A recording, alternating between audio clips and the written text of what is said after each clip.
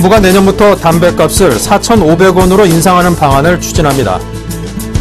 앞으로 건강보험료가 소득 중심으로 개편돼 이자와 연금소득 등에도 보험료가 매겨질 것으로 보입니다. DTI와 LTV가 완화된 이후 금융권의 주택담보대출이 한 달 새 3배 이상 늘었습니다. 지난 7월 시중 통화량이 3년 7개월 만에 가장 높은 증가율을 보였습니다. 시청자 여러분 안녕하십니까. 생경제 현장의 임동석입니다. 자, 오늘 코스피 지수 선물 옵션 만기 영향으로 2030선에서 마감을 했습니다. 증권부 박준석 기자입니다. 안녕하세요. 안녕하십니까. 네, 자세한 마감 시황부터 들려주십시오. 네. 코스피 지수가 외국인과 기관의 동반 매도세와 선물 옵션 동시 만기의 영향으로 2030선으로 내려앉았습니다.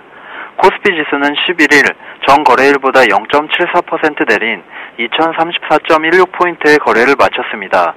반면 코스닥 지수는 전 거래일보다 0.23% 오른 573.70포인트로 장을 마감하며 연중 최고치를 갈아치웠습니다. 종전 최고치는 지난 5일 기록했던 572.37포인트입니다. 이날 코스피는 전 거래일보다 0.12% 내린 2046.97포인트로 출발했습니다.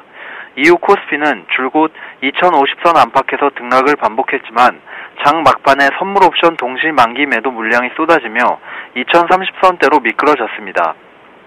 이날 외국인과 기관은 각각 800억 원, 1915억 원 순매도하며 지수를 끌어내렸습니다.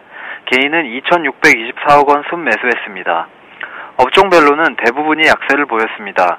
유통, 보험, 운송장비, 금융업 등이 내린 반면 의료정밀, 의약품, 전기가스업 등은 올랐습니다. 시가총액 상위 종목도 대부분 약세로 장을 마감했습니다.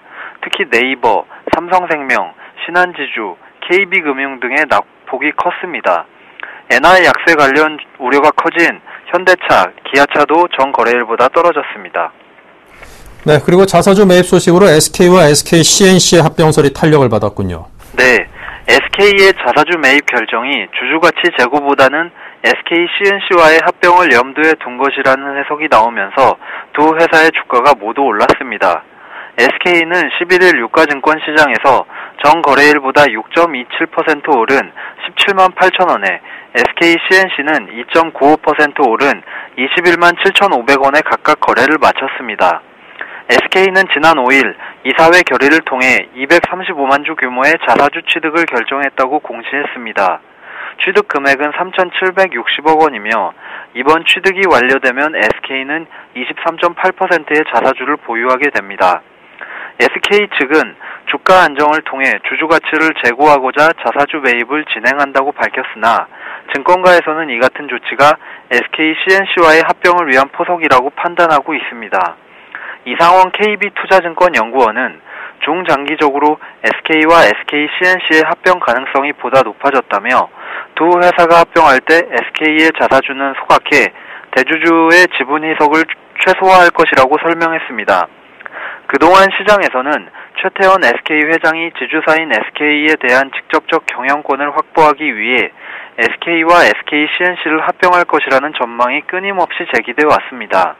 현재 최 회장이 보유하고 있는 SKCNC의 지분은 32.9%에 달하지만 SK 지분은 0.02%에 불과하기 때문입니다. 이상원 하이투자증권 연구원은 SK와 SKCNC가 합병을 할 때 자사주가 많을수록 신주 발행을 덜해 최 회장 등 합병법인 지분이 희석되는 부담을 줄일 수 있다며 주식 매수 청구권 부담도 줄어든다고 말했습니다. 한편 합병 입시에 대한 투자 전략으로는 보통주보다 우선주를 주목하라는 분석이 나왔습니다. 오진원 KTB 투자증권 연구원은 소액 주주의 의결권 매력이 사실상 제한적인 지주회사의 속성상 우선주 대비 보통주 할증의 근거가 부족하다며 더욱이 합병 이슈로 인한 보통주 할인을 감안할 때 배당 매력이 보다 높은 우선주의 역전 현상도 가능할 것이라고 전망했습니다. 네, 잘 들었습니다. 지금까지 증권부의 박준석 기자였습니다. 감사합니다. 감사합니다.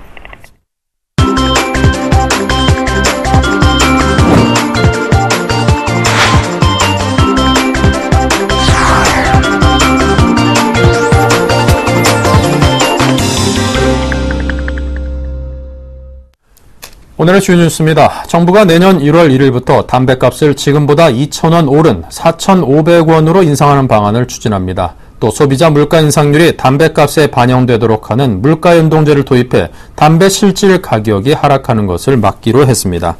문영표 보건복지부 장관은 오늘 경제관계장관회의에서 이 같은 내용을 포함한 종합금연대책을 보고했다고 밝혔습니다.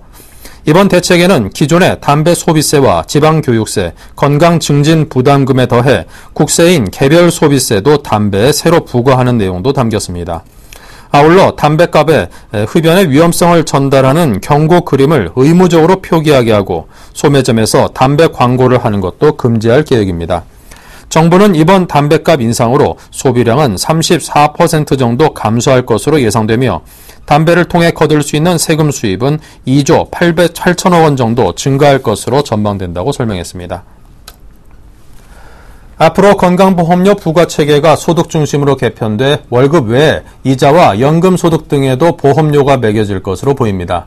하지만 소득이 없는 건강보험 지역가입자에게는 일정액의 최저보험료가 부과됩니다. 건강보험료 부과체계 개선기획단은 오늘 제11차 회의에서 이 같은 내용의 보험료 부과체계 개선 기본 방향을 발표했습니다.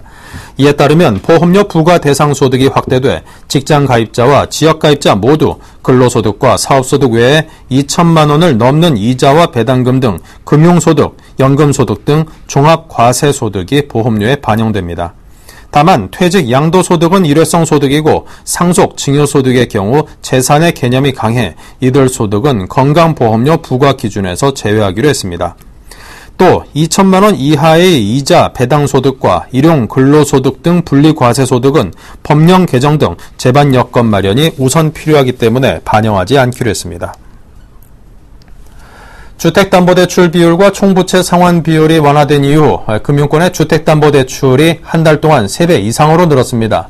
금융권에 따르면 지난달 1일 LTV와 DTI가 완화된 이후 31일까지 한 달간 전체 금융권의 주택담보대출은 7월 말보다 4조 7천억 원 증가했습니다. 이는 지난 1월부터 7월까지 한 달 평균 증가액 1조 5천억 원인 것에 비해 3배 이상 늘어난 수치입니다. 증가액 4조 7천억 원 가운데 비은행권 대출 증가액은 400억 원에 그쳐 대출 수요가 비은행권에서 은행권으로 이동한 것으로 조사됐습니다. 이에 따라 가계부채 규모가 빠른 속도로 늘어 경제에 더 큰 부담이 될 것이라는 우려의 목소리도 높아지고 있습니다. 지난 7월 시중 통화량이 3년 7개월 만에 가장 높은 증가율을 보였습니다. 한국은행이 발표한 통화 및 유동성 자료를 보면 지난 7월 시중 통화량은 2013조 9,351억 원으로 지난해 같은 달보다 6.5% 늘었습니다. 이는 2010년 12월 이후 가장 높은 증가율입니다. 시중 통화량은 2년 미만 정기 예적금 등 언제라도 현금화에 사용할 수 있는 현금성 금융자산을 포괄하는 유동성 지표로 시중 통화량 증가율이 높을수록 시중에 풀린 돈이 많아졌다는 것을 의미합니다.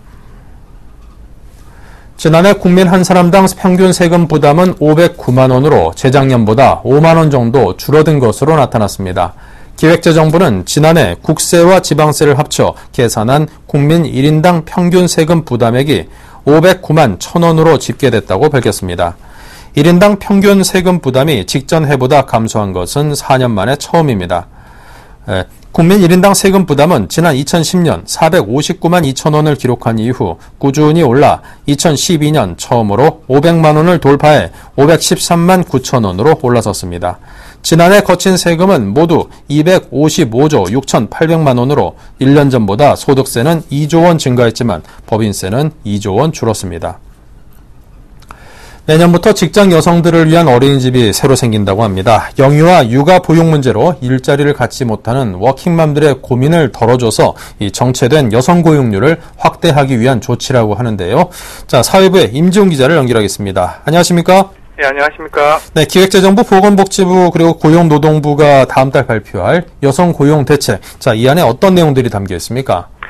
네, 서울경제신문이 입수한 보육지원체계 개편 기본 방향을 보면 국공립법인 민간 어린이집 가운데 희망하는 기관은 내년부터 거점형 시험모 전담 어린이집으로 개편됩니다. 오전 7시 30분부터 오후 3시 30분, 오후 3시 30분부터 오후 9시 30분에 두 가지 타임 테이블로 운영됩니다. 현재 전국의 모든 어린이집은 오전 7시 30분부터 오후 7시 30분에 12시간 종일반 체제입니다.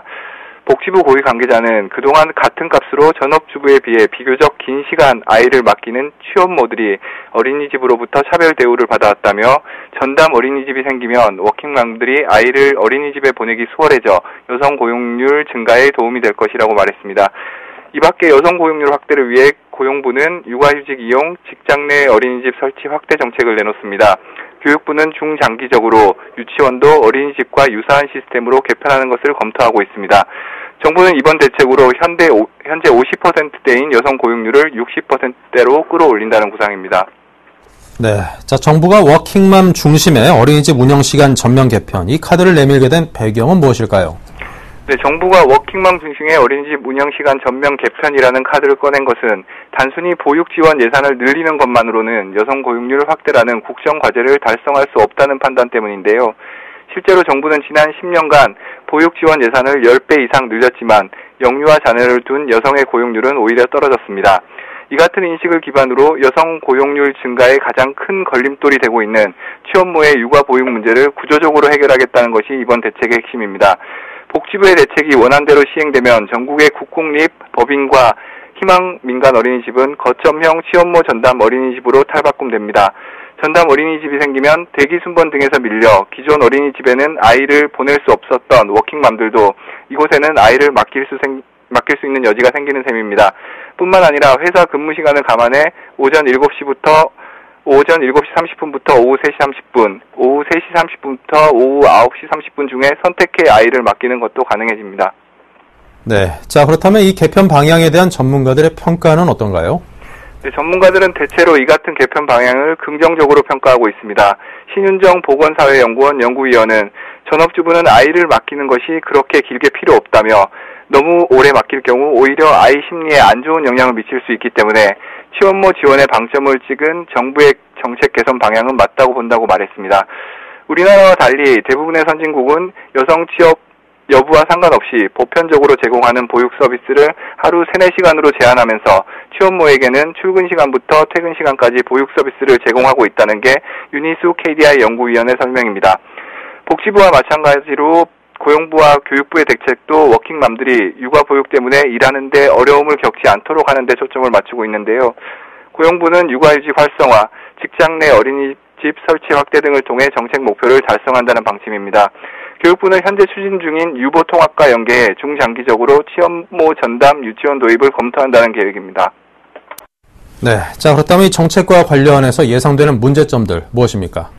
예, 문제는 전업주부와 다자녀 가정의 역차별 논란이 일 수 있다는 점입니다. 어린이집 운영시간 개편 작업이 완료되면 민간 어린이집을 포함한 전국 모든 어린이집의 무상 보육 기본 제공 시간은 현재 12시간에서 8시간으로 단축되게 됩니다. 미취업모의 경우 아이들을 맡길 수 있는 어린이집 수도 줄어들게 되면 물론입니다. 또 다자녀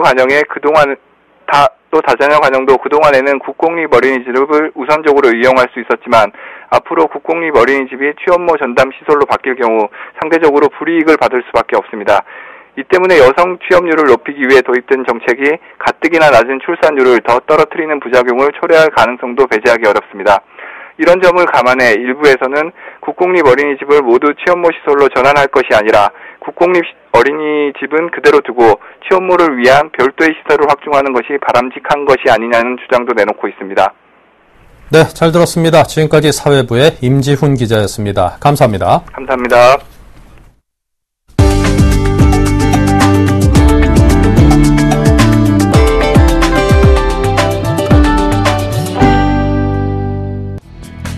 롯데그룹이 온 오프라인 유통망을 바탕으로 한 옴니채널 구축에 박차를 가할 계획입니다. 롯데그룹은 최근 신동빈 회장 주재로 옴니채널 추진운영위원회를 열어 그동안의 진행 사항을 점검하고 향후 방향을 모색했다고 밝혔습니다. 신 회장은 이 자리에서 온 오프라인을 아우르는 유통 채널을 갖춘 롯데는 옴니채널로의 시장 변화에 대응하기 좋은 조건을 갖췄다며 옴니채널의 추진이 성장을 지속하는 데 아주 중요한 과제인 만큼 철저히 준비해야 한다고 강조했습니다.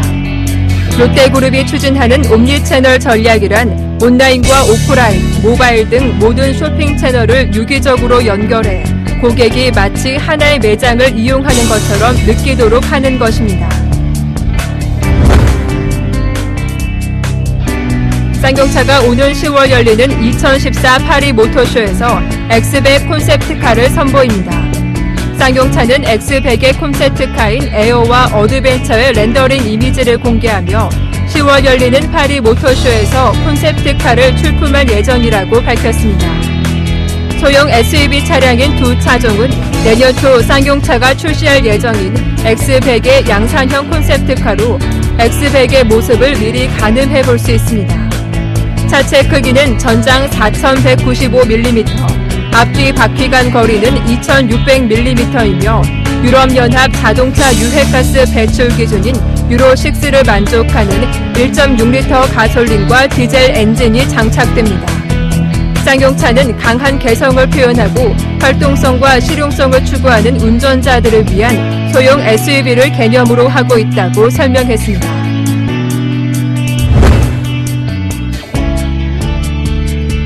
LG화학이 유기발광 다이오드 OLED 조명을 세계 최초로 개발해 글로벌 시장 공략에 나섰습니다.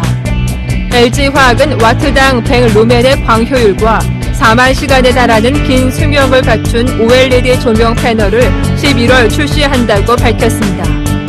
LG화학의 이번 제품은 세계 주요 조명업체의 OLED 조명 패널 광효율이 와트당 60루멘에 머무는 것과 비교할 때 기술력에서 한 차원 앞서 나간 것입니다.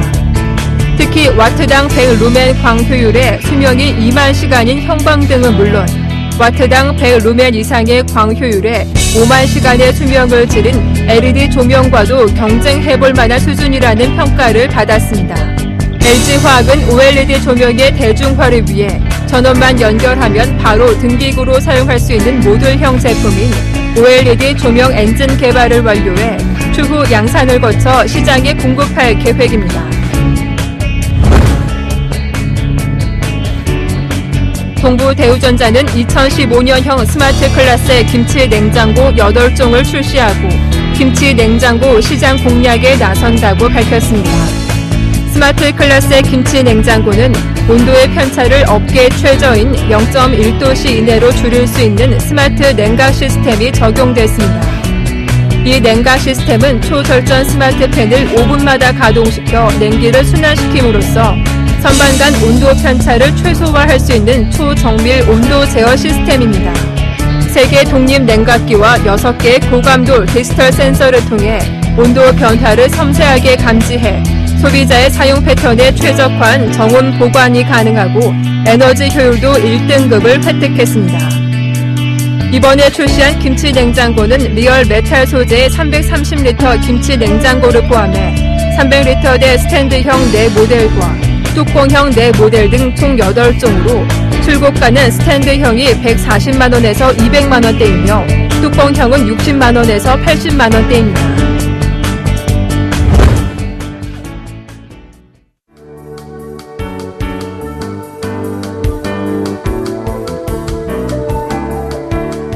안녕하세요. K웨더 라이프스타일 예보 황지영입니다. 긴 연휴 끝의 일상 적응 잘 하고 계신가요? 내일만 지나면 또 주말입니다. 불금이 더욱 어울리는 내일, 날씨는 전국에 구름 많은 가운데 오늘보다 가을볕이 덜하겠고 낮더위도 주춤하겠는데요. 오늘은 전국이 30도 안팎까지 올라 좀 더웠죠. 내일은 오늘보다 2, 3도가량 낮은 기온이 예상됩니다. 또한 내일도 출근길에 일부 내륙 지역을 중심으로는 짙은 안개가 끼는 곳이 있겠습니다. 안전운전에 더욱 신경 쓰셔야겠고요. 강원 영동은 동풍의 영향을 받으면서 오후부터 비가 조금 내리겠습니다. 현재 전국이 맑은 모습이지만 동해안으로 가끔 구름이 많은 모습이고요. 서쪽에서 높은 구름대가 들어오고 있습니다. 내일은 중국 북동지방에 위치한 고기압의 가장자리에 들겠습니다. 자세한 지역별 날씨는 나절 예보로 알아보겠습니다. 내일 전국에 구름 많겠습니다. 아침 기온 20도를 밑돌겠고 낮 기온 서울 27도, 대전 26도로 오늘보다 낮겠습니다. 일부 내륙으로 아침에 안개가 끼는 곳이 있겠고 광주 27도, 부산, 대구 26도에 머물러 낮더위가 주춤하겠습니다. 예상됩니다. 강원 영동은 동풍의 영향을 받으면서 낮 낮을 사이 약한 비가 내리겠고요. 속초, 강릉 16도에서 25도 분포를 보일 것으로 예상됩니다. 바다의 물결은 남해상과 동해상을 중심으로 다소 높게 일겠습니다. 당분간 구름만 지나면서 활동하기 좋은 날씨를 보이다가 화요일에는 전국에 비가 내릴 것으로 전망됩니다. 기상정보였습니다.